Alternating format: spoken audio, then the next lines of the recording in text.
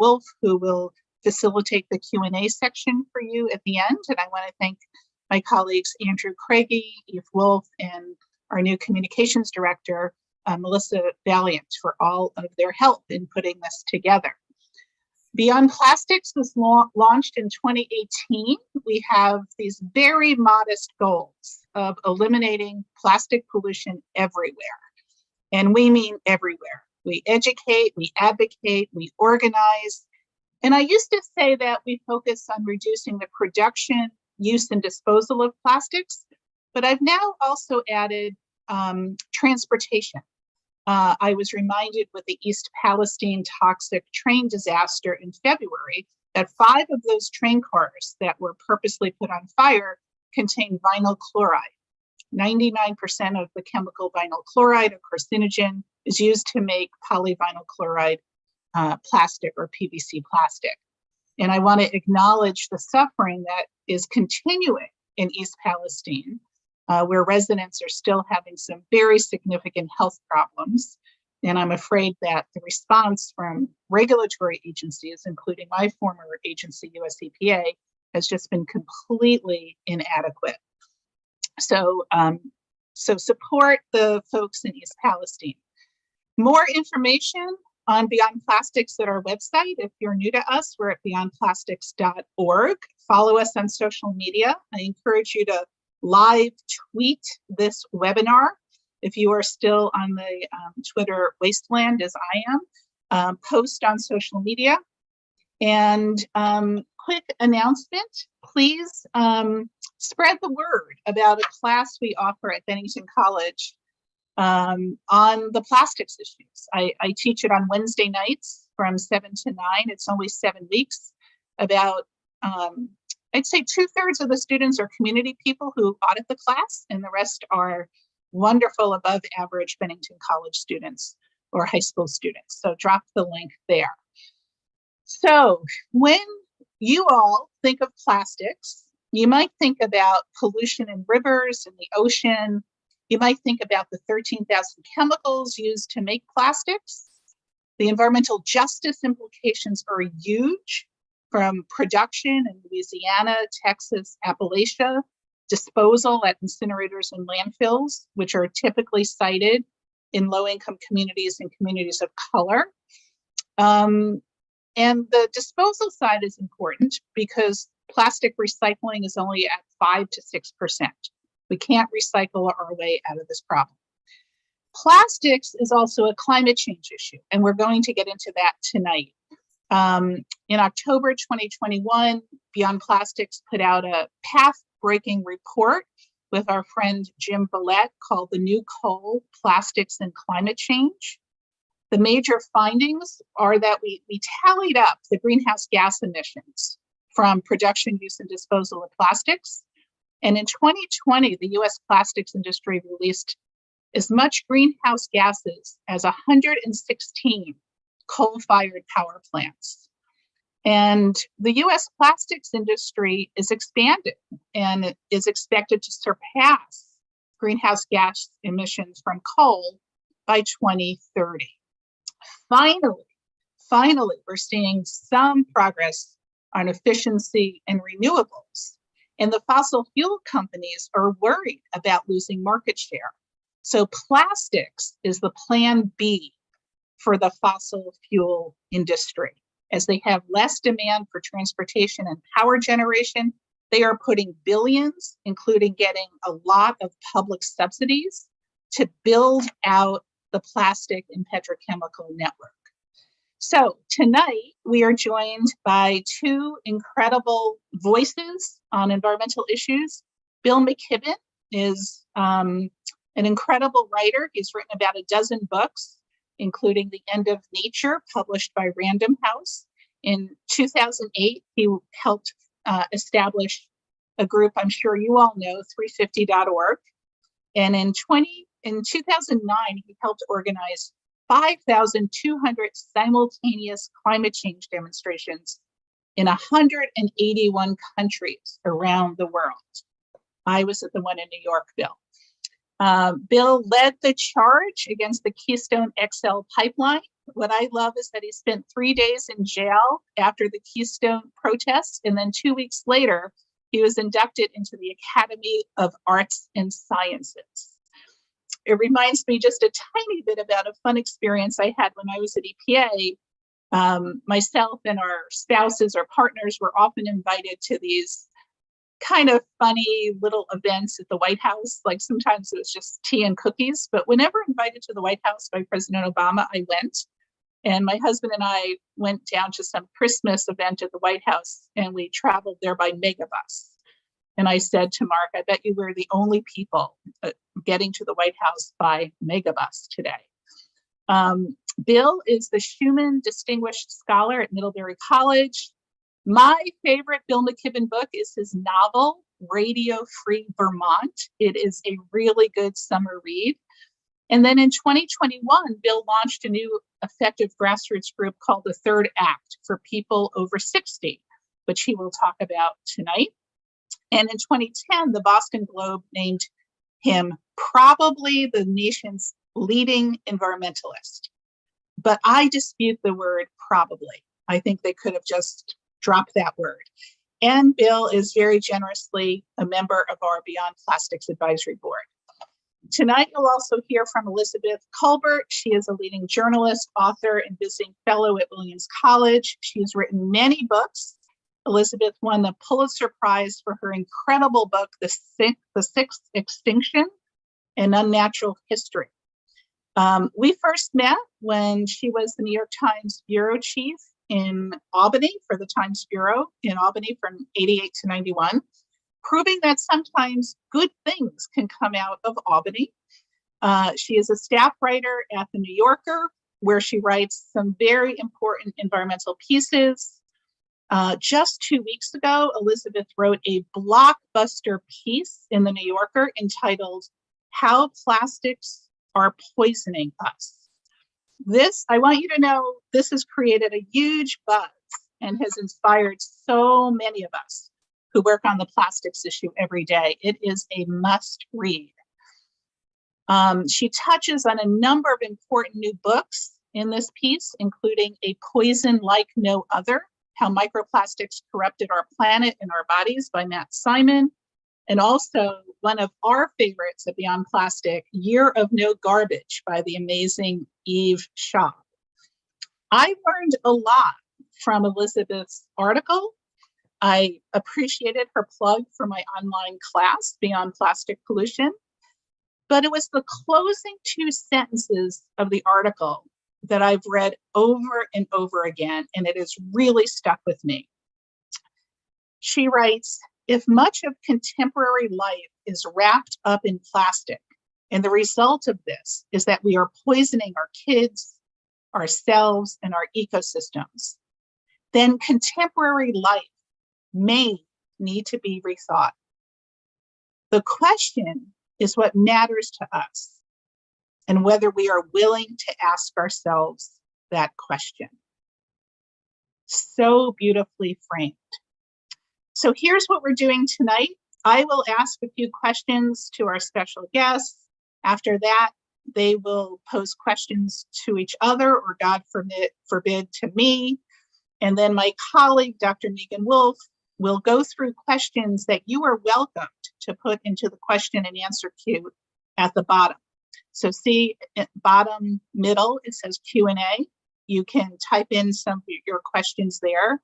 Try to keep them short.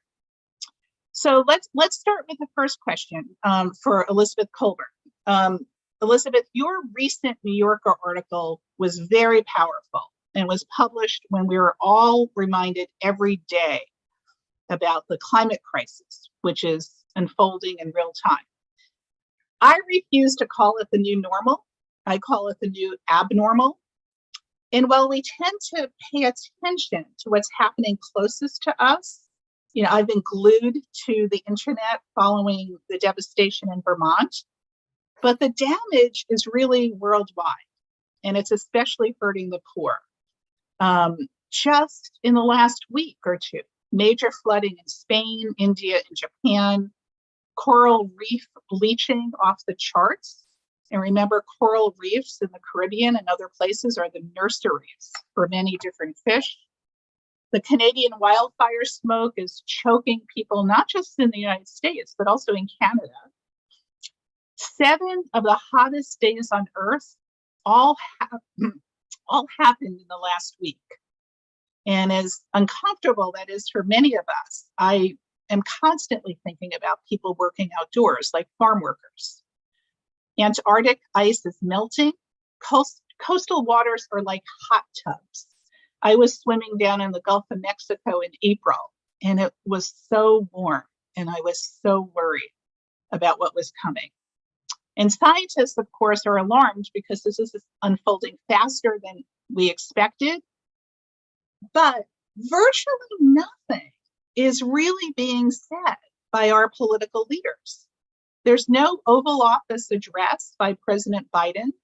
There are no emergency executive orders by governors. There are no packages of bills being rushed through Congress or state lawmakers. And Elizabeth, when we spoke about this the other day, you referred to this as a conspiracy of silence. So could you react to this and explain what you meant by that? Well, I remember early on when I started covering climate change, Casey Golden, who I know you all know, told me this story about this focus group that they had run, where people were asked, their views about climate change. This was a while ago when, climate change was much less part of the conversation. It was certainly part of the conversation, but much less sort of top of mind in the world, and people were somewhat less knowledgeable, I suppose. And the reaction was of the people in the room, well, if sort of consensus was, well, if it were really a major problem, people would be talking about it.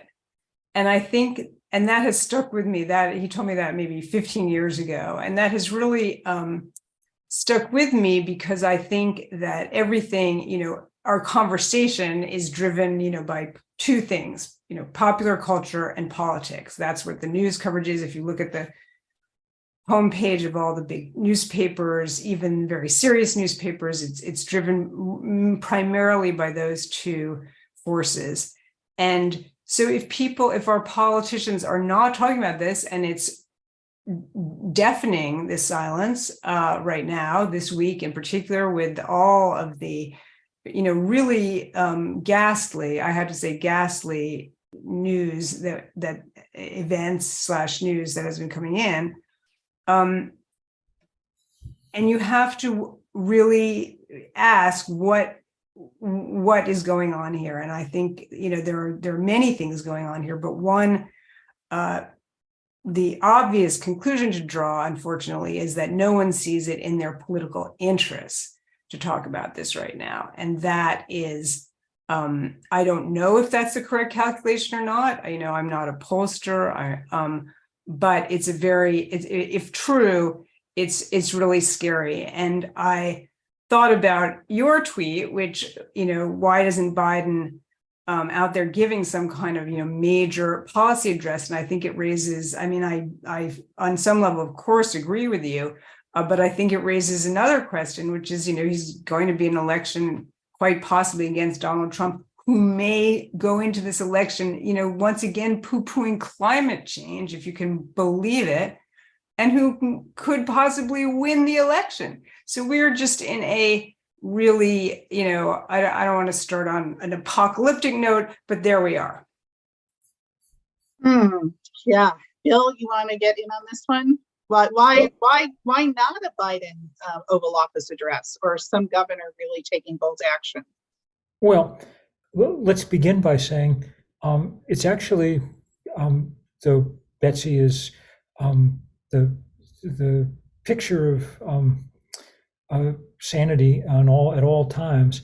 It's actually, I think, completely appropriate to start on an apocalyptic note tonight, because this is the week or two that we've been warning people about for 35 years. This is what, it is. We have had over the last week the 7 hottest days in the last 125,000 years. No human society, no human being that we'd really sort of recognize, no civilization has ever dealt with what we're dealing with. And it's going to get steadily worse for the next 18 months. We're moving into a El Nino warming cycle, and the temperature is going to go higher still in the very short term. And the results are going to be violent chaos and havoc in our weather system. I mean, if I sound a tiny bit apocalyptic, it's because Vermont, where I live, is reeling tonight, underwater, large parts of it, so, I mean, Betsy's right. The reason that we're not further along with our elected officials leading the way is because they don't perceive it yet in their interest sufficiently to do that. We haven't, as a movement, managed to inflict either enough pain or offer enough reward by having enough people in the streets to make it mandatory for them to do so. When we do that, we actually get somewhere. We had a huge burst of activity 7 or 8 years ago that lead into the Paris climate talks, and that's why they were successful. In this country, I may be the only one here old enough to remember, but the first Earth Day in 1970 saw 20 million Americans, 10% of the then population, out in the street. And that was enough. Within the next 2 years, Richard Nixon, no friend of the environment, nonetheless signed the Clean Air Act, the Clean Water Act, the Endangered Species Act, all the acts that you used when you were at EPA to try and keep our environment in some kind of shape. So that's why. And I think that actually the next 18 months are going to be critical. I think they're probably the last good slap upside the head that we're going to get in a period of time that's really relevant for our chances to limit the rise of temperature on this planet. So it's going to be an incredibly critical period, and we're all going to have to work hard. And of course, this has huge lessons for the large part of this fight that's about plastics, which I think we'll get to. Great, thank you. And help me with this. Greenhouse gas emissions emitted from a smokestack or a tailpipe or a petrochemical facility today will last in the atmosphere for decades, right? Or all the CO2 that came out of the tailpipe of my family's maroon Plymouth Fury when I was getting my learner's permit at the age of 15, it's all still up there trapping heat. That's by far the biggest legacy of people our age on this planet. Previous generations of humans left behind cave drawings or cathedrals or whatever, and we're leaving behind carbon dioxide in very large quantities. Yeah, and I think that is on us to explain more clearly to policymakers that even if we turn off the tap today and stop extracting and burning fossil fuels, it's only going to get worse because the stuff is up there for decades. It'll get better if we turn off the tap. I mean, turning off the tap's no small feat.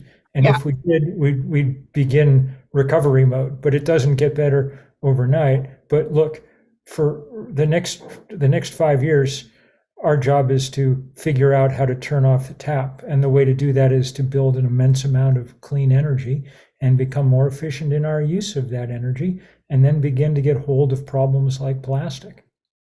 Right. And that's what's kind of maddening, is we know what to do. This is not impossible at all to solve. We know what to do. We just need the political power to do it. So that leads me to a question for you, Bill. The fossil fuel industry has had and still has a political death grip on Congress, most state legislators, and many, not all, but many governors. And when it comes to plastics, we're up against the fossil fuel industry, the chemical industry, and the plastics industry, the toxic triplets. So what is needed to overcome the political power of these three immense industries? What are the lessons from the climate change movement, which is much more mature than folks working on plastics? What are the lessons that we can take from the amazing climate work that's been happening over the decades that can inform our work on plastics? Well, you better do a better job than we've done in the climate movement, because right now, this week doesn't feel like we're performing so sensationally. Look, let me just give people a kind of field guide to the fossil fuel industry, because that's at the kind of key here. A, they're enormous, with the possible exception of the tech sector now.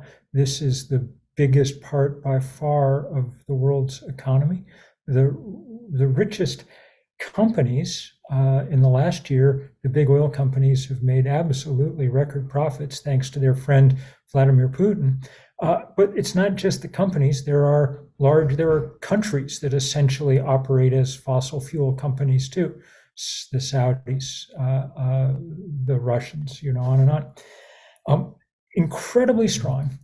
And they've been around for a long time. So they are politically wired into every part of our institutions, to the extent that when the UN negotiating process on climate gathers for its big annual meeting this year, it'll be taking place in Abu Dhabi, and the chair of the meeting is the CEO of the Abu Dhabi Oil Company, which has announced plans to increase its oil and gas production something like 30% in the years ahead.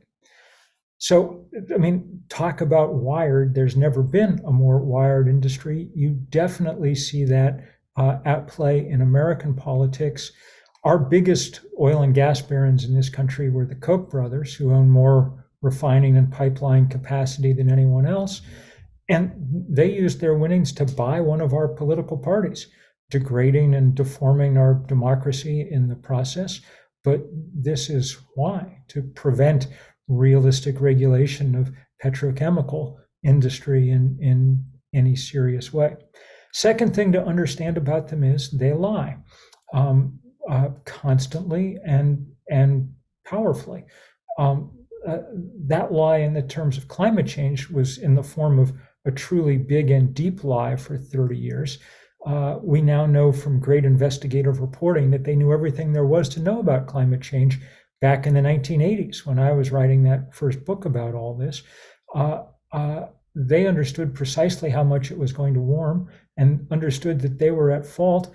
And instead of sharing that with anyone, they instead developed this massive architecture of deceit and denial and disinformation. By this point, it's hard to get away with just arguing that climate change doesn't exist. There have been too many floods and fires. So the strategy now mostly is about delay, but that's a highly effective strategy, considering that this is a time-limited problem that we have to solve now if we're going to solve. Third thing is, do not expect them to change from those behaviors because they're getting better at them. Greenwashing has become the highest of corporate dark arts in recent years, and its past masters are the fossil fuel industry. To wit, if you've been watching just TV advertising for the last decade, you might conclude that Exxon was an algae company that happened to have the odd oil well on the side someplace, when in fact they were spending 99% of their R&D and exploration budget on the same old hydrocarbons they'd always been on. And Exxon, of course, is in the plastics world, as in the oil world, number one with a bullet in terms of its power and reach. And fourth thing I would say is, do not waste any time over the thought that surely these people have grandchildren too, and they will not. they're going to continue doing everything they can do to keep their business model intact, because that business model is highly profitable in terms of fossil fuel and energy generation. I mean, they're terrified of things like solar energy because it's so cheap and available. I mean, once you've put a solar panel on your roof, the sun delivers your energy for free every day when it rises above the horizon. And if you're Exxon, that's the dumbest business model of all time, because you've gotten rich making people buy some more energy every month for 100 years. In the world of plastics, they'll do everything they can to try and keep expanding that empire. I think the single most amoral thing I've read about in years, and this is saying a lot, was a story in the Times a couple of years ago about how the plastics industry had identified Africa as their next major target, thought that Africans weren't using enough plastic, and were dispatching their teams of lobbyists to overturn the bans on plastic bags across Africa.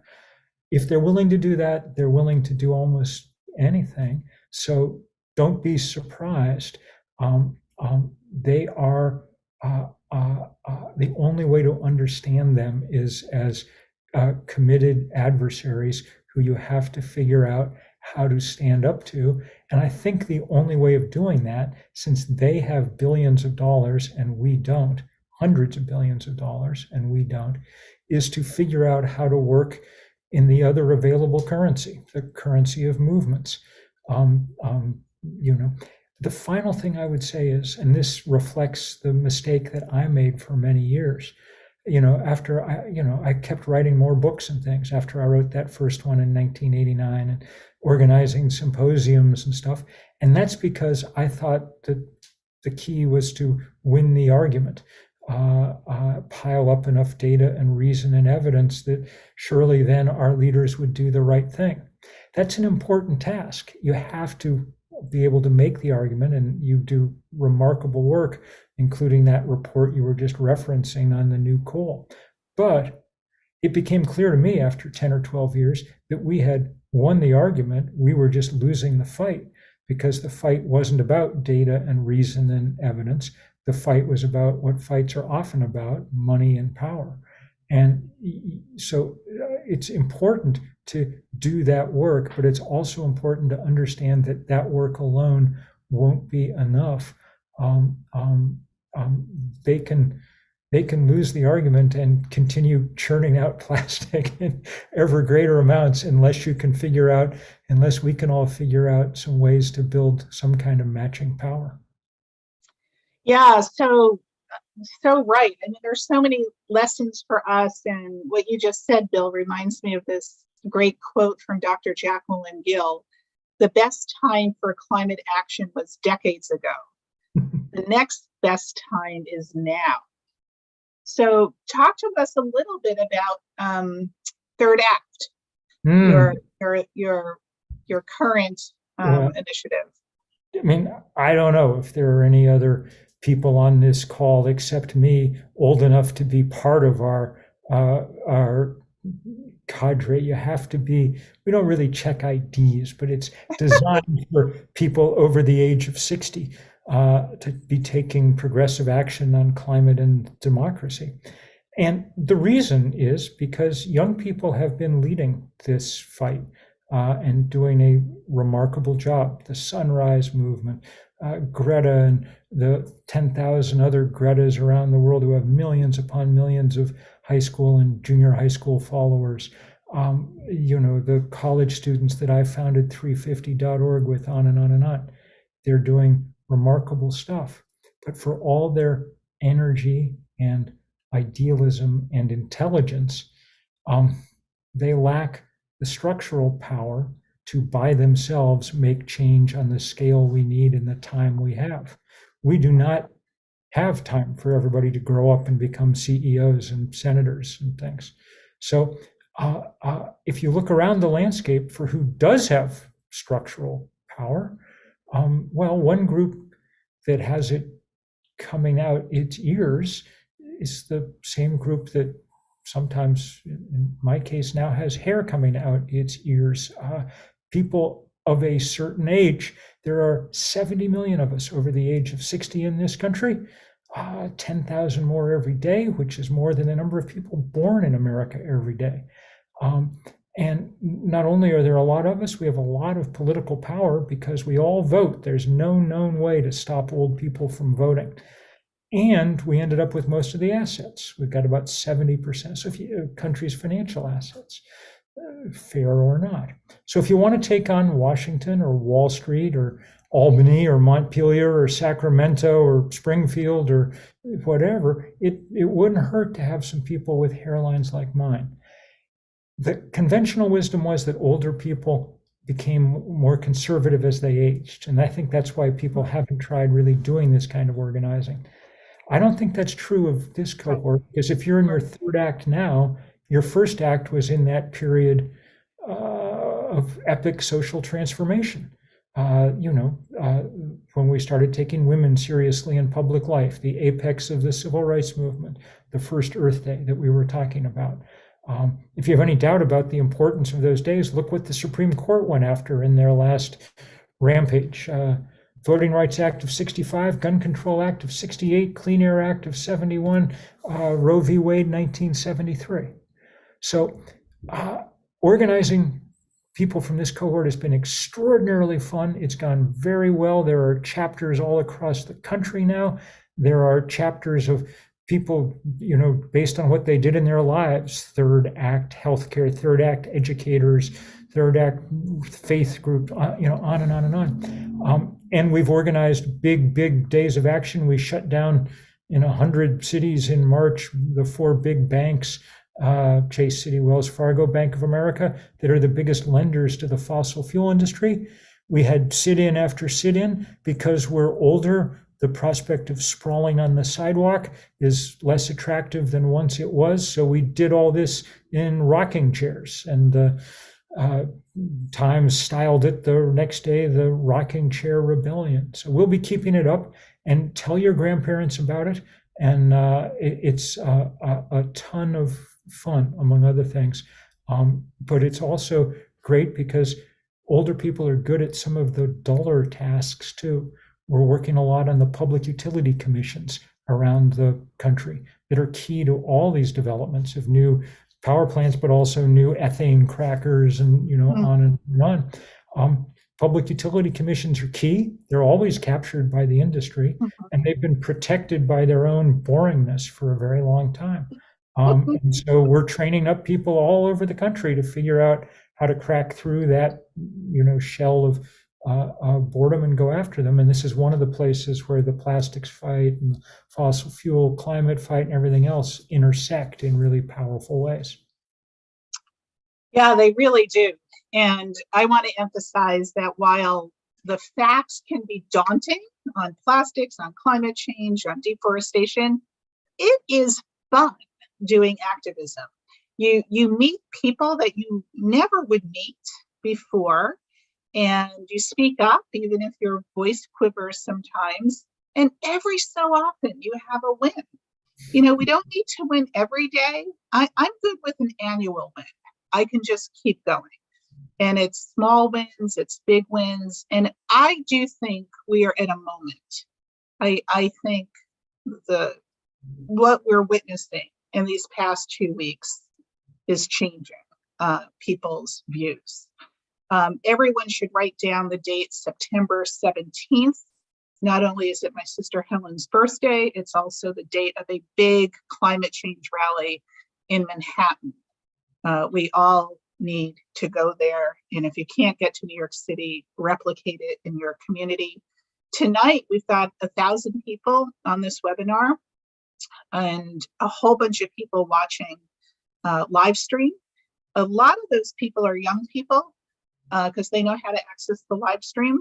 And I want both of you, Betsy and Bill, to talk a little bit about your personal journeys. I always like my students to learn, how is it you are doing what you're doing now? When you were growing up, this might I mean, I had no idea what I was going to do when I grew up and got diverted from going to social work school. But how is it that you're doing what you're doing? What got you started? Why do you do it, Betsy? Well, as you mentioned, Judith, we met when I was, a reporter for the New York Times in Albany covering New York State politics. And actually, it was while I was in Albany. I remember it very well. It was a very hot summer. And I remember buying Bill's book, The End of Nature, and reading that. And that was really my introduction to climate change. And then years went by. I eventually went to work at The New Yorker and was supposed to cover local politics, was covering local politics when George W. Bush got elected. And his first move, this dates me into third act, I suppose, but was to withdraw the US. One of his first acts was to withdraw the US from the Kyoto Protocol. And I got this idea, which is not unlike, Bill, what the idea that Bill had years earlier, that I was going to finally, lay to rest this, debate over climate change. I was going to lay out all the facts, and everyone was going to, realize that this was a big problem, and we could move on to how to solve that. So anyway, to make a long story short, I ended up writing a series on climate change that ran in the magazine, and as anyone, and as I'm sure many, many, many people on this webinar tonight realize, sort of once you become even dip your toe into climate change, the facts about climate change, it becomes pretty overwhelming, and the urgency of it becomes all too apparent. And so it sort of took over, my journalistic career and other aspects of my life as well. Wow, the Bill McKibben book launched you. Bill, are you now going to say you read something written by Betsy Kolbert in that? Tell us how you got where you are. Betsy's one of my great heroes, literary and otherwise. Yeah, no, I guess I'm actually one of well, there's now lots of people who've spent their life working on climate change, but most of them are much younger than I am. There's only a few people, I guess, who've been at it as long as I have. And most of them are scientists. I started out as a writer like Betsy, but I understood at some level two things when I was writing The End of Nature. One was that this was the most interesting, compelling story of all time. Sort of literally, it's a test of whether the big brain was a good adaptation or not, and that's what we're going to find out. And the second thing I understood was that though I was as interested in accuracy as I'd ever been, I wasn't objective in the sense that I completely cared about the outcome. I didn't want the planet to overheat. And so I wasn't fit anymore to, go off and be a beat reporter at the Times or whatever about this. Better for me to go do sort of different kind of journalism that I've pursued ever since, and to start learning counterintuitively for me how to be something of an activist. That's always been volunteer work for me, but it takes up most of my time. I say counterintuitive because I'm sure, like many people on this call, not like you, Judith, I'm an introvert by temperament, so it meant having to learn how to one degree or another to overcome that a little bit in order to be an organizer too. But as you say, it's fascinating work. We've organized demonstrations in every country on earth except North Korea, and I've been to most of them to help out at one time or another. My carbon footprint is high, and I hope that it's been compensated for by the work that we've been doing.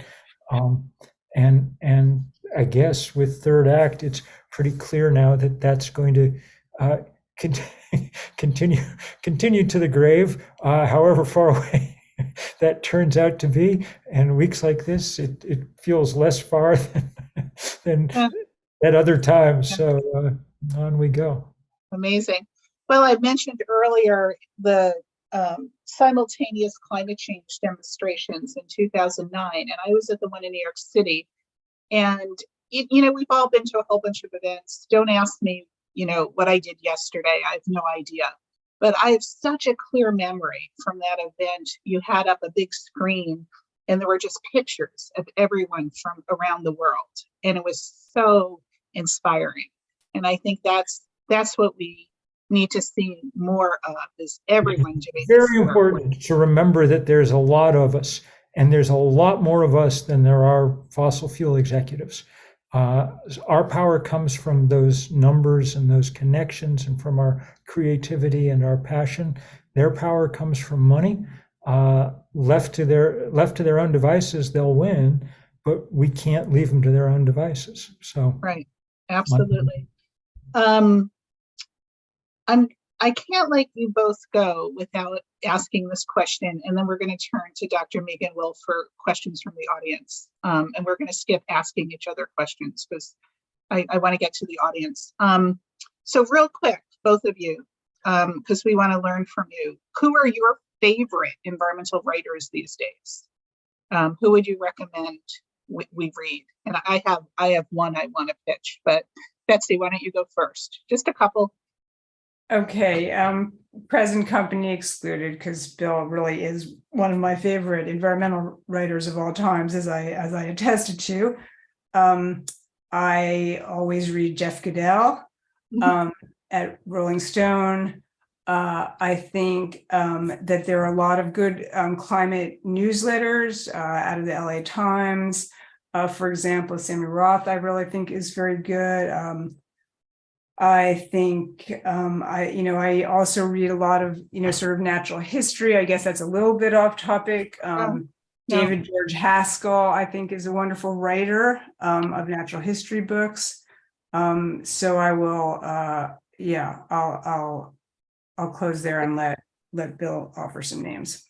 As the natural world goes into it's this horrible, hard phase, one thing that's happened is an incredible blossoming of great writing and reporting about all of this. And we could just sit here all night listing all the people who are doing fantastic work: Emily Eck and Marianne Hegler, Ayanna Johnson, Rebecca Solnit, Naomi Klein. Just the list is hundreds and hundreds of people long, which I think both Betsy and I really appreciate, because we remember times when there were many, many fewer people doing this work. And it's very good to have that company in doing it. And I'll just add that we now also have a lot of increasing number of terrific creative artists and writers doing this work. Everybody knows Kim Stanley Robinson, and they should. Ministry for the Future is a really powerful book. But if, like the three of us, you're also a lover of New York City, I highly recommend his novel, New York 2140, because I think it's one of the best books about New York ever written. And though it's somewhat apocalyptic, it's also somewhat oddly cheerful in a kind of Twainish way. So worth reading there too if your spirits get low. Great. And I think I'm legally required to mention my husband's new climate change book, Putting Out the Planetary Fire by Mark Dunley, which Bill blurbed. The origin of this was Mark was asked at the last minute to teach a class on climate change, and he couldn't find the right book for college students. So this is also a handbook. It's substantive, but it's also what you can do. It's a nice blend of activism. I think we'll turn now to Megan. You want to hit us with a couple questions? Certainly. Direct to Bill or Betsy? Absolutely. Thank you for your comments, all. People writing in the question and answers, you are so prolific that even I can barely keep up with reading them. So I hope I get some of the best questions here. I do have to remark a couple of the comments have been pretty funny. Somebody's commenting, I'm 75 and going to join Third Act. And we've had an outpouring of people announcing their ages and intent to join, especially if they're older than that.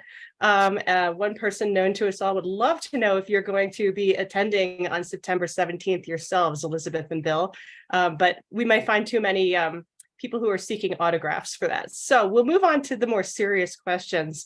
And some of them are quite serious, but some of them are also somewhat more easy to sort of spot and answer. People are wondering about how you feel about the impact of the Inflation Reduction Act. Do you see it as positive in this fight? Bill?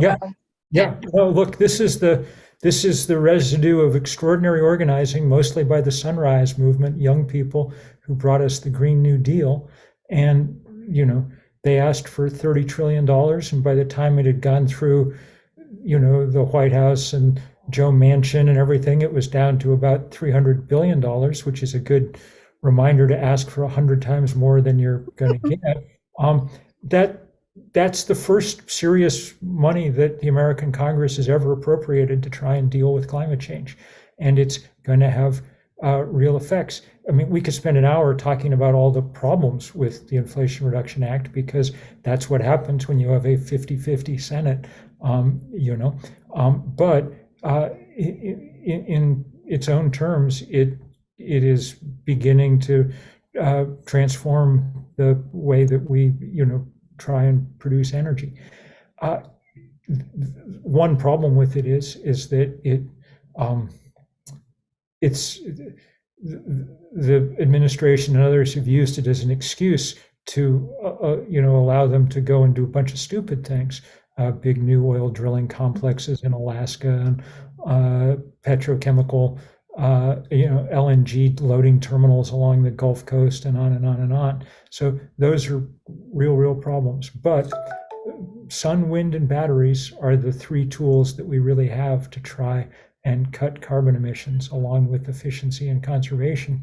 And solar panels, wind turbines, and batteries are going to come out of the IRA. So I would just add one point to Bill's point. I think it'd be a good thing for Third Act to keep an eye on them. They're writing a lot of the regs. I mean, that was a huge bill. There are many moving parts to it, and a lot of the devil is unfortunately in the details here. And a lot of different departments right now, even as we speak, are writing regulations as to how who will qualify for that money. What greenwashing will qualify for it, and that is the huge next battlefront. And I fear, and why I urge people on this webinar to take an interest in it. It's pretty nitty gritty, it's pretty down and dirty, but it's happening very quietly, and some bad stuff is going to happen with that.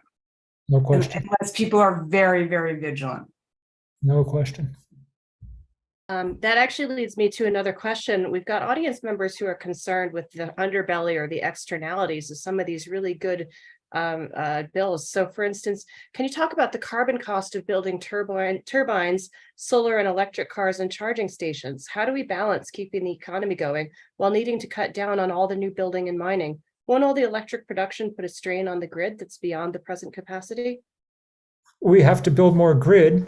No question. And it does take a certain amount of carbon to build solar panels and wind turbines, but less all the time. And the payback time for those things in carbon terms is now like a year of operation. That's stuff we got to build. And yes, you have to go mine stuff to do it. And we have to figure out how to do that in ways and as environmentally sound and humanely as we can. But remember, it's not as if it's a choice between doing that and doing nothing. It's a choice between doing that and continuing to mine coal, gas, and oil in astronomical quantities. You mine lithium once, and then it sits in your battery for a quarter century doing its thing. You mine cobalt once, and then you put it to work in your solar panel or your wind turbine. you mine coal and then you set it on fire, and then you have to go mine some more the next day. 40% of all the ship traffic on planet Earth is just carrying coal and oil and gas back and forth around the planet to be burned. So the possibility that we could move past large-scale combustion on our planet in the next decade is incredibly attractive. The good Lord hung a large ball of burning gas 93 million miles away. We have the wit to make full use of it. So energy from heaven, not from hell. That's the mantra. And I apologize. I have to jump at this point because I promised my senior senator from Vermont that I would join him in another call. But everybody, so many thanks to Judith, to everybody at Beyond Plastics for the incredible work that you're doing. This call is a good reminder of the big scope of this effort and just how much we can get done working together. So see you down the road. On we go, and many, many thanks. And Betsy, of course, incredibly good to see you as always. Good to see you, Bill. Thank you, Bill. Take care. Great to see you. Appreciate it. Why don't we take one more question from Megan, and then I will try to wrap this up for us. Well, so many of the questions point to what we're all here to think about next, which is what, in your respective opinions, are the best levers and levels for change? How do we actually get our democratic society to turn in the direction that it needs to go? What got Nixon to do it? Well, I think Bill referenced it was 20 million people in the streets. That was before social media. That was before Fox News. That was before Donald Trump. I think the political climate was vastly different. And, you know, the basics really matter, like getting a bunch of people registered to vote, giving large sums of money to environmental groups that you agree with, like Beyond Plastics, for instance. You can go to beyondplastics.org and make a really healthy donation. You can support Third Act. I really love Bill's initiative with he says they don't take IDs, but it's tailored to people over 60. And Sunrise Movement is 35 and under. I worry a little bit about the divisions, but like we need everyone. And we definitely need to lift up the voices of environmental justice communities, which are so hard hit by all of these impacts. But you know, it's kind of basic.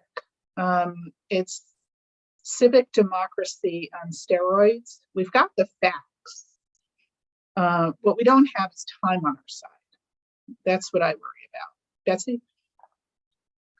Well, I don't think there's any, you know, there's a Barney Frank, when Barney Frank was a congressman from Massachusetts, and he had a quote, which I'm sort of going to mangle, but it's basically, in the fight between money and votes, you know, votes can kick money's ass. And that's all that there is, you know, votes and money. There's behind the scenes power and there's in front of the scenes power. And, you know, unfortunately, you know, one of the reasons we're having so many fights about voting rights is because these crucial issues hang in the balance in this country, which is, you know, depressing. We shouldn't have, you know, 50-50 votes on these crucial issues. But we do have a very divided country, and we need everyone to turn out. And I guess the one thing I would say, based on my, you know, experience covering Albany, is, and I think that Judith will back this up, you know, a determined group of citizens who put pressure on, you know, a single legislator or group of legislators has more power than they think they have. People don't want to lose elections. If they think they are, that some group really, you know, the squeaky wheel really does get the grease. So I think that one thing that we have to really fight against is that sense that people have that that they don't have any power, and people need to be, and that's a great thing about Third Act, and it's a great thing about Beyond Plastics. People need to be in the trenches, because that is where the decisions are being made, and you got to show up. Great. So I think that is just a perfect lead in to what I want to conclude with. Thank you all for coming tonight, particularly Betsy Kolbert and Bill McKibben. A couple of years ago, we decided at Beyond Plastics that, yes, we need to be in the arena and we need to issue important cutting edge reports. We need to talk to policymakers all the time. But what we really need to do is build the grassroots movement against plastic pollution. So we've come up with a structure. It's called Local Groups and Affiliates, which Megan and her colleagues, Christina Dubin and Alexis Goldsmith, lead up for us. We just launched this maybe 15 months ago, and here's the vision. If you are an existing group, we don't need to start a new group. Come and affiliate with Beyond Plastics. But if you live in an area where there is not an existing group that wants to work on plastics, the rule is find 3 or more people and form a local Beyond Plastics group. So we have Beyond Plastics Brooklyn, Beyond Plastics Bozeman, Beyond Plastic Greater Boston, Beyond Plastic Queens. And you can see all of these groups displayed on this map, and they are getting stuff done, working first locally and then climbing the ladder. Many of the groups in New York, where there's a cluster, joined us on working on a really important Packaging Reduction and Recycling Act. So I just want to urge everyone, if you are inspired to not only make donations to your favorite environmental group, which is now Beyond Plastics, if you are, if you want to do direct climate and you're over 60, go to Third Act. If you're under 35 on climate, go to Sunrise Movement.